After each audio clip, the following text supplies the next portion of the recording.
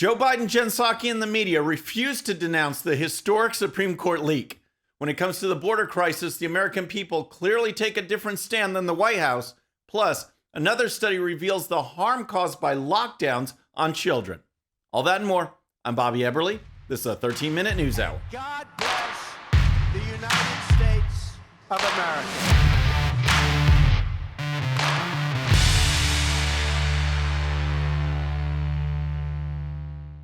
Okay, friends, welcome to the show. Happy Friday. I hope you had a great week. If you're new to the show, thank you so much for tuning in.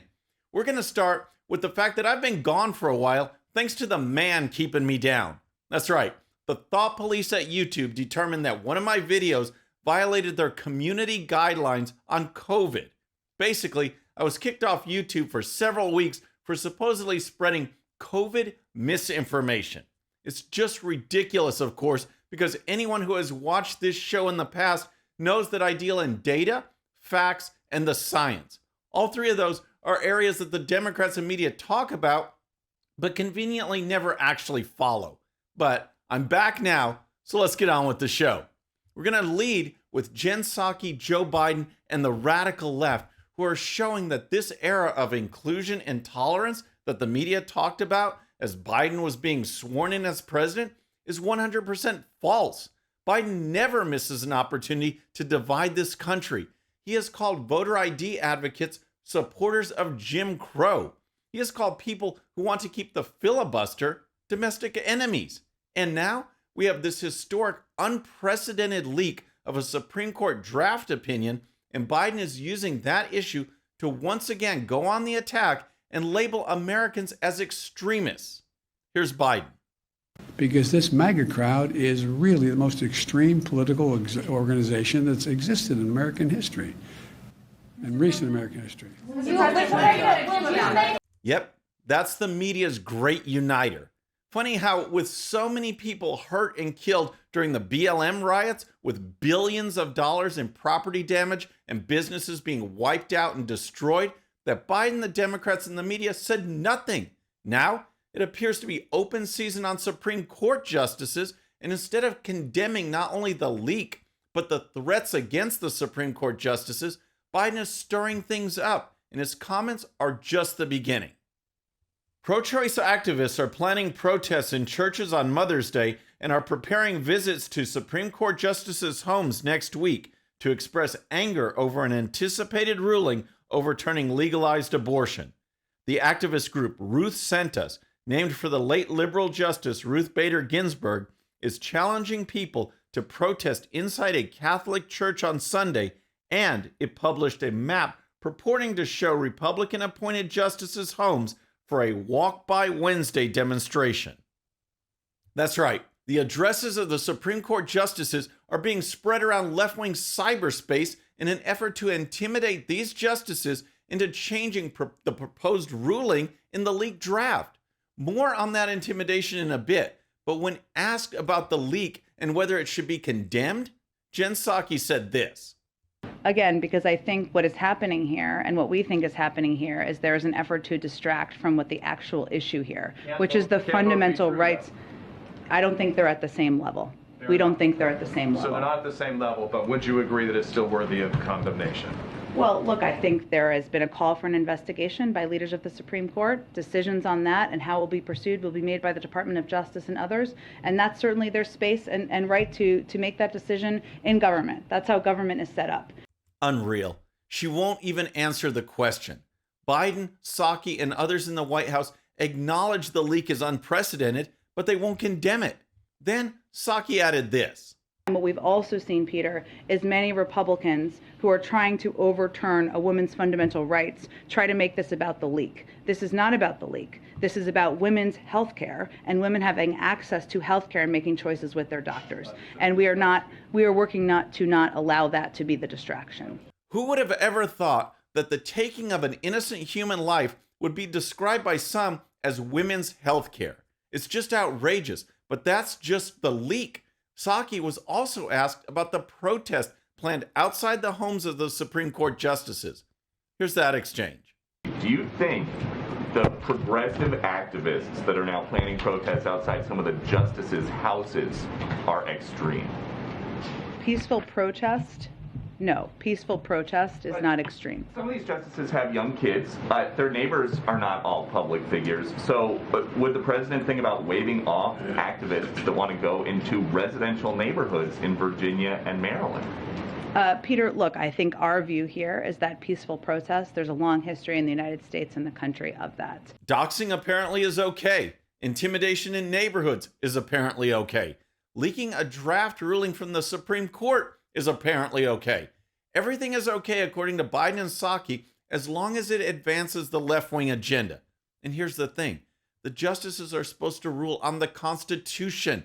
They are not legislators. But these left-wing activists want them to rule based on what the left thinks about abortion, not whether it's constitutional, not whether Roe versus Wade was ruled correctly. They don't care about that. The left sees the Supreme Court as just another legislative body that they can intimidate into voting their way regardless of what the Constitution says. That's Congress. That's not the Supreme Court. All right, next let's talk about the crisis at the border. But first, if you're new to the show or haven't subscribed yet, regardless of platform, just search out my name, hit that subscribe button, make sure notifications are turned on. That way you can follow the show and help us grow. So next we have the crisis at the border, a crisis that falls squarely on Joe Biden and his administration. A crisis that in the eyes of the radical left is not a crisis, but instead an opportunity. An opportunity to flood the country with drugs, crime, chaos, and what the left thinks will be poor, government-assisted Democrat voters. America has been flooded by illegal border crossers since Biden took office. And with the removal of Title 42, which Biden wants, the situation is about to get a whole lot worse. The American people, however, are clearly on the other side of the issue. Here's the story. The majority of American registered voters want President Joe Biden to keep in place a public health authority known as Title 42 that has been used at the United States-Mexico border for over 2 years to stem illegal immigration, a new poll shows.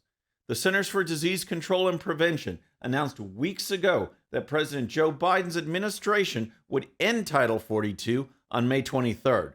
The authority has allowed U.S. Border Patrol to quickly return illegal aliens to their native countries. Last month, a federal judge appointed by former President Trump announced he would block Biden from ending Title 42 while the issue makes its way through the courts. That's Title 42, and Joe Biden clearly wants it. But just like voter ID, in which the majority of the American people, regardless of race, are on the opposite side of what the left is pushing, the majority of people want Biden to keep Title 42. Here's more. The poll conducted by Fox News reveals that 63% of voters want Biden to keep Title 42, including 77% of Republicans, 57% of swing voters, and 49% of Democrats. Even among self-described liberals, about 42% want Title 42 to be kept. Less than 3 in 10 voters said they want to see Title 42 ended. Across racial lines, most Americans support keeping Title 42 to stem illegal immigration. The poll found that 66% of white Americans, 57% of Hispanic Americans, and 58% of Black Americans want Biden to keep Title 42. America is getting swarmed at the border. We don't have enough personnel to handle the job. And deterrents that actually worked, like the border wall and Remain in Mexico policy, are not part of Biden's agenda. And while Biden continues to push open borders and lawlessness, the American people are giving him failing grades on the issue, and actually every other issue as well. All right, next let's talk about the COVID lockdown effects on education after a word from our sponsor. I want to tell you about my friends over at World Fair. If you have a photo of your childhood home, your favorite travel spot, your hometown football stadium, whatever it is, World Fair takes that photo and turns it into a hand-drawn work of art.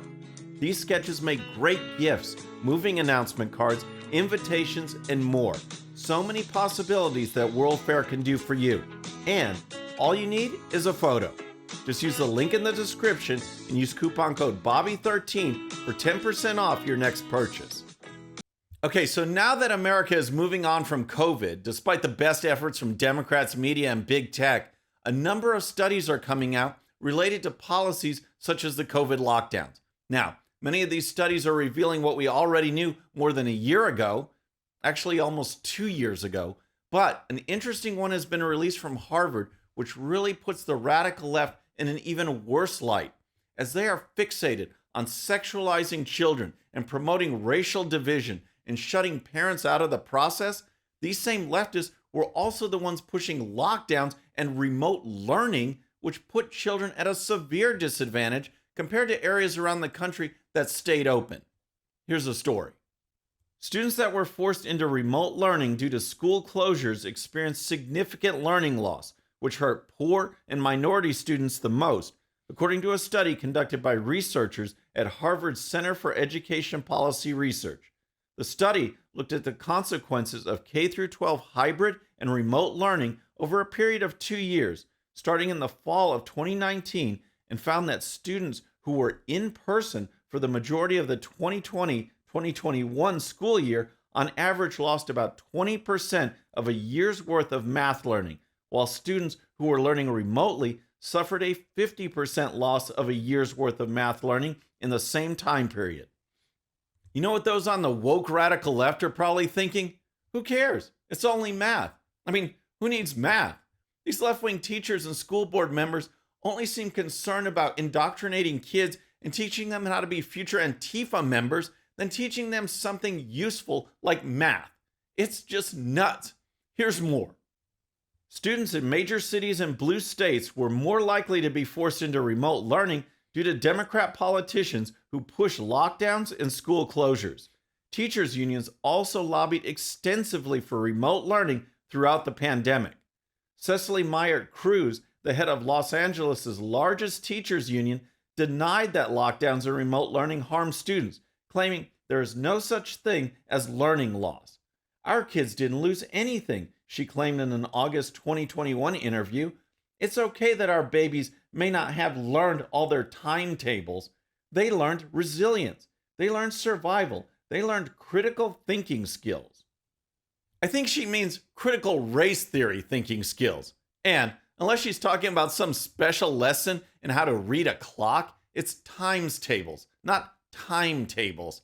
Is it any wonder why the left doesn't want parents involved? They don't want parents to have a say. They don't want parents to know what books are in the library. They don't want parents to know what is being taught. And now we see parents stepping up and taking control back from the radical left. But there is so much work to do. In my area of Fort Bend County, Texas, school board elections are tomorrow, Saturday, May 7th. Please go out and vote, or we're going to get a lot more sexual indoctrination of 8-year-olds and a lot less timetables. Okay, today we've had Joe Biden, Jen Psaki, the left's push for open borders, and lockdowns. We need to ask them, do you have a relaxed brain? I got what you call a relaxed brain. First, a bit more on the education front, because Biden's education secretary, Miguel Cardona, was recently participating in a New Schools Summit, which of course was not focused on math, but instead focused on topics like this. State legislatures right now are also proposing a range of bills restricting what educators can teach or say in the classroom. And we know that these efforts are preventing the accurate teaching of history, a focus on social emotional learning, and discussions about race, gender identity, and our sexuality. And so I was really curious to hear, how is the department supporting educators right now as they face this crisis? First of all, that host clearly summed up the priorities of today's education: race, gender identity, and sexuality. And it's just interesting that efforts to have teachers focus on things like math, science, and reading have created a crisis, in her words. But listen to how Cardona responds. What I say to the folks on the call and educators across the country, let's remember who we serve. Let's remember education unites. And let's control the narrative of what we're doing in our classroom to teach the correct history. Control the narrative and teach the correct history. Now, you see why the left doesn't want parents involved at all. If parents are involved, the left has less control, and it's all about control. And next, there's Oregon's Menstrual Dignity Act, which was signed into law last year and will soon be implemented. What does that mean? Well, along the lines of the less notion that men can give birth, Oregon public schools will now be providing feminine products in all K through 12 restrooms, including boys' restrooms. Here's the story. The controversial mandate, solidified by Democrat Governor Kate Brown, was set to go into full effect during the 2022-2023 school year. A 2021 statement from Portland Public Schools detailed how the act would be implemented long term. Starting next year, 2022-2023, products will be available in all restrooms, male, female, and all gender, in every PPS building where education occurs, the statement read. To ensure timely compliance, PPS ordered 500 dispensers. Dispensers have been installed in all elementary and middle school girls' restrooms, and more will be installed in all remaining restrooms, including boys' restrooms next year. Priorities in education. Again, please go vote in your school board elections. We are the only ones who can return sanity to our schools. And then we have some breaking headlines from the Babylon Bee, starting with the transition from vaccine mandates to Supreme Court leaks. Progressive dusts off "My Body, My Choice" sign she put in storage at beginning of pandemic. And then we have this discovery from the Ministry of Truth. Disinformation Board detects high levels of disinformation coming from mysterious white building in Washington, D.C. That certainly seems about right. From COVID to the border to inflation to supply chain to gas prices and more. The only thing that seems to come out of Biden's mouth is disinformation. Friends, that's our show for today. I hope you enjoyed it. And don't forget, if you're new to the show or haven't subscribed yet, regardless of platform, just search out my name, hit that subscribe button, make sure notifications are turned on. That way you can follow the show and help us grow. Thank you so much for tuning in. Our next show is going to be Monday evening at the usual time, 6:30 p.m. Central. Until then, I'm Bobby Eberle. This is a 13-minute news hour.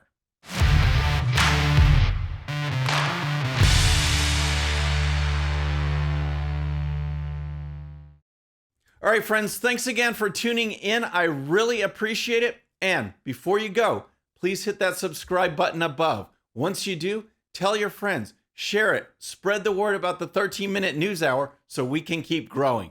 And for more great content, check out these videos right here, and I'll see you next time.